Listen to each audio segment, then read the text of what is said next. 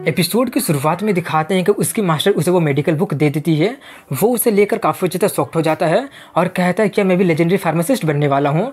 इतना बोलकर वो उसे खोल कर देखता है तो हैरान हो जाता है क्योंकि उसके अंदर कुछ लिखा होता ही नहीं है। ये देखकर वो उस पर चिल्लाने लगा होता है कि क्या आप मुझसे मजाक कर रहे हैं, इसमें तो कुछ लिखा है ही नहीं। वो कहती है, अरे इडियट, क्या तुम्हें लगता है कि उसको कोई भी पढ़ सकता है? सिर्फ वही कल्टिवेटर जिसके पास मार्शल पावर नहीं होता है वही पढ़ सकते हैं। फैंग कहता है कि मैं भी तो कल्टिवेटर हूँ और नॉन बिंग पावर के साथ हूँ, लेकिन मैं इसे पढ़ क्यों नहीं पा रहा हूँ। वो बताती है कि उसके बीच में अपना खून का एक बूंद डालो, फोकस करो और देखो कि उसके बाद क्या होता है। वो वैसा ही करता है और तभी वो उसका सभी नॉलेज को पढ़ पा रहा होता है, देख पा रहा होता है। ये सब देखकर वो काफ़ी ज़्यादा खुश हो जाता है और काफ़ी ज़्यादा खुशी के साथ कहने लगा होता है कि मैं उन्हें पढ़ पा रहा हूँ। वो सभी तो काफ़ी ज़्यादा प्रीशियस दान पील का रेसिपी है। तभी वो उसका मुंह बंद करवाते हुए कहती है कि ज़्यादा खुश मत हो, वो सभी बस लो लेवल का नॉलेज है। ये सुनकर फैंग उसे मक्खन लगाते हुए कहने लगा होता है कि मेरे फैमिली के पास तो सिर्फ लो लेवल का ही हर्व है। इतना बोलकर वो उससे हाई लेवल का मांगने लगता है। वो कहते हैं कि वो सब मेरे पास नहीं है और बाकी का जो मेरे पास था उसे मैं खा गई हूँ। ये सुनकर वो रोने के नाटक करते हुए कहने लगता है, इसका मतलब ये मेरा किसी भी तरह का हेल्प नहीं कर पाएगा। उसके मास्टर कहते हैं, पता नहीं तुम्हारे जैसे इडियट को मैं क्यों रिक्रूट कर ली हूँ। उस बुक के अनुसार नॉन दान पील बनाने के लिए कोई भी हाई लेवल का मटेरियल की जरूरत पड़ेगा ही नहीं। उसका इफेक्ट तुम्हारे फिजिकल स्ट्रेंथ को रीगेन करना है, तुम्हारे लिए उतना ही अभी के लिए काफ़ी है। ये सुनकर वो नॉन दान पील को ढूंढने लगता है और उसे वो मिल जाता है जिसके लिए सिर्फ लो लेवल का मटेरियल का ही जरूरत पड़ेगा। ये देखकर वो काफ़ी ज़्यादा खुश हो जाता है और अपने मास्टर को बुलाने लगता है, लेकिन तब तक वो गायब हो चुकी होती है। अगले सीन में अगले दिन का सीन दिखाया जाता है जहाँ पर फैंग मार्केट में वो सभी मटेरियल को खरीदने गया होता है, लेकिन तभी वहाँ पर यांग फैमिली के लोग आकर उसका मजाक उड़ाना स्टार्ट कर देते हैं और उसका नाम यांग कुई होता है जो कि 4th ग्रेड का मार्शल अप्रेंटिस स्टेज में होता है। उन्हें देखकर काफ़ी सारे लोग तमाशा देखने के लिए जमा हो गए होते हैं। ये देखकर फैंग उसी को उल्टा जवाब देते हुए कहता है कि यहाँ पर इतने सारे लोग हैं, क्या कोई मुझे बता सकता है कि कुत्ते के लिए पट्टा कहाँ पर मिलेगा? जैसे कि तुम लोग देख ही सकते हो कि आजकल के लोग काफ़ी ज़्यादा बैड मैनर हो गए हैं। 4 लोग एक बिना पट्टा वाले कुत्ते के साथ हैंग आउट कर रहे हैं। ये सुनकर सभी लोग हंसने लगते हैं और उन्हीं के बारे में बातें करने लगते हैं, जिससे यांग फैमिली वाले को काफ़ी ज़्यादा ह्यूमिलिएशन फील होने लगता है। अपना इतना ज़्यादा बेइज्जती सुनकर यांग कुई का दिमाग काफ़ी ज़्यादा खराब हो जाता है और वो उस पर हमला करने लगता है, लेकिन फैंग उसके सभी अटैक को आराम से डॉज कर देता है। ये देखकर सभी लोग उन्हीं के बारे में बातें करना जारी रखते हैं। वहीं पर फैंग उसका सभी अटैक को डॉज कर देता है जिससे वो मुंह के बल गिर जाता है। ये देखकर यांग कुई और भी ज़्यादा गुस्सा हो जाता है और वो सोचता है ये तो इम्पॉसिबल है, वो तो सिर्फ 3rd ग्रेड में था ना, लेकिन वो मेरे सभी अटैक को डॉज कैसे कर सकता है। तभी फैंग उसे मॉक करते हुए कहता है कि दूसरों से झगड़ा करने के बजाय जाकर प्रैक्टिस पर ध्यान दो। उसका ये बात सुनकर सभी लोग यांग कुई के ही बारे में बातें करने लगते हैं कि क्या वो ट्रेनिंग भी किया है या सिर्फ ड्रग लेकर अपने लेवल को फोर्सफुली बढ़ा लिया है। ये सब सुनकर उसका खून उबलने लगता है और वो अपने चारों कुत्तों को उसे सबक सिखाने के लिए भेजता है, लेकिन उनके जाने से पहले ही वहाँ पर फैंग चेन जो कि मिड स्टेज का मार्शल मास्टर होता है आ जाता है, जो आकर उससे कहता है कि मिस्टर यांग, आप तो मेरे बेटे के साथ मार्शल आर्ट्स प्रैक्टिस कर रहे थे ना, इसमें आप दूसरे की हेल्प क्यों ले रहे हैं? अगर ऐसी बात है तो मैं भी अपने बेटे की हेल्प कर सकता हूँ ना। फैंग चेन को देखकर उनका पसीना छूटने लगता है क्योंकि वो सभी लोग मिलकर भी उसे हरा नहीं पाएंगे, इसलिए वो सभी लोग उनसे माफ़ी मांगने लगते हैं कि हमें रेसली एक्ट नहीं करना चाहिए था। 15 दिन के बाद होने वाला फाइट में मैं उससे एक डिसेंट फाइट कर लूँगा। और वहाँ से जाते हुए फैंग को आखिरी धमकी देते हुए कहता है कि आज के बेइज्जती का बदला मैं तुमसे 2 गुना लूँगा। ये बोलकर वो वहाँ से जाने लगता है और अपने लोगों को सबसे बेस्ट स्पिरिचुअल मेडिसिन को प्रिपेयर करने के लिए कहता है। वहीं पर फैंग अपने फादर से पूछता है कि क्या आप सब कुछ शुरू से ही देख रहे थे? वो हंसते हुए कहता है कि तुम नोटिस कर लिए थे, तुम प्रोग्रेस कर रहे हो, मुझे विश्वास है कि तुम 3 साल के बाद सबको हैरान करके रख दोगे। इसके बाद रात का सीन दिखाया जाता है जहाँ पर फैंग अपनी यूजुअल जगह पर जाता है और जाकर अपने मास्टर को बुलाता है। वो आकर पूछते हैं क्या हुआ? मैं सोने की कोशिश कर रही थी, दिखाई नहीं दे रहा कितना ज़्यादा लेट हो गया है।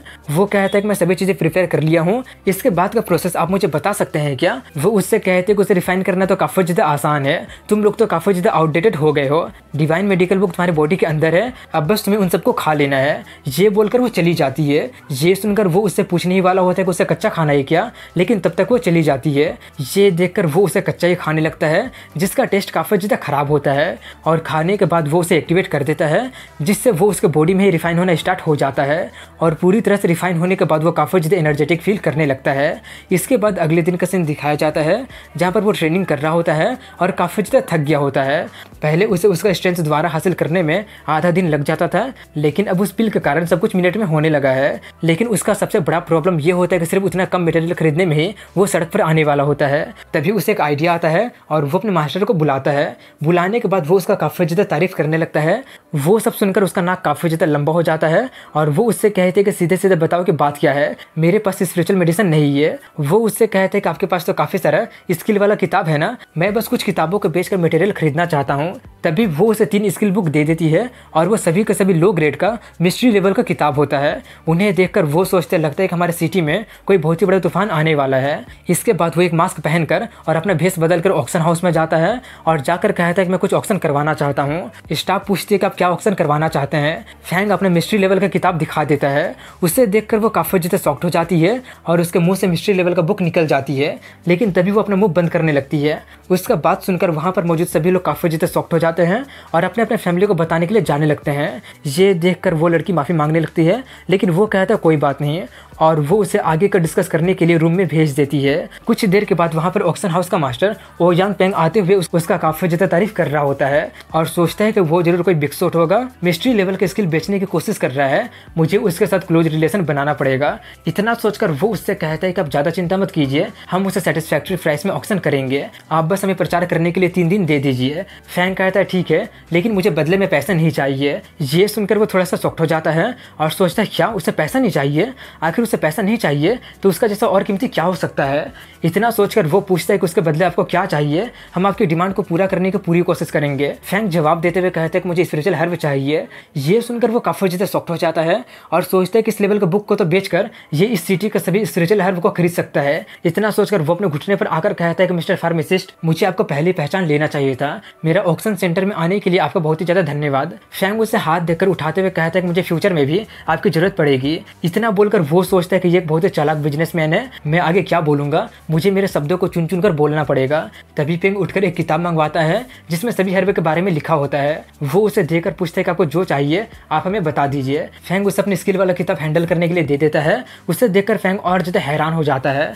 वहीं पर फैंग उस किताब को पढ़ने लगता है और सोचता है कि ये लेवल और ये अमाउंट मेरे लिए पूरी तरह से सेटिस्फाइंग नहीं है। इतना सोचकर वो उससे कहता है कि ये मेरे लिए इनफ नहीं है। ये सुनकर उसे पसीना आने लगता है और वो कहने लगा होता है कि हमारे पास अभी लिमिटेड रिसोर्सेज ही है, आप हम पर पूरा विश्वास कर सकते हैं, आपकी ऑफर को पूरा करने के लिए हम पूरी तरह से कॉम्पिटेंट है, आप बस हमें एक लिस्ट बनाकर दे दीजिए, हम उसे जरूर पूरा कर देंगे। फैंग उसे वो सब लिख कर देते हुए कहता है कि अभी के लिए इतना ही काफ़ी है, लेकिन फ्यूचर में मुझे और भी मुश्किल से मिलने वाला मटेरियल की जरूरत पड़ेगा। उससे देखकर वो काफ़ी ज़्यादा शॉक्ड हो जाता है और सोचता है कि 500 तरह का अलग अलग, मुझे तो लगा था कि ये सिर्फ मिस्ट्री लेवल का फार्मासिस्ट होगा, लेकिन ये तो अर्थ लेवल का निकला, पूरा कॉन्टिनेंट में सिर्फ कुछ ही अर्थ लेवल का फार्मासिस्ट है। इतना सोचकर वो उससे कहता है मुझे 1 सेकंड दीजिए, मैं लेकर आता हूँ। ये बोलकर वो सोचता है कि अगर मुझे एक पैनी भी स्पेंड करना पड़ेगा ना, तब भी मैं इसका दोस्त बनकर ही रहूंगा। इसके कुछ देर बाद का सीन दिखाया जाता है जहाँ पर वो सभी मटेरियल को लेकर आ जाता है और वो उसे एक स्पेस रिंग में रख देता है और उसे स्पेस रिंग देते हुए कहता है कि वो सभी इसमें स्टोर है और वो उसे वो रिंग काइंडनेस के तौर पर दे देता है। वो रिंग लेकर फैंग सोचता है कि इसका कीमत लगभग 10,000 गोल्ड कॉइन होगा,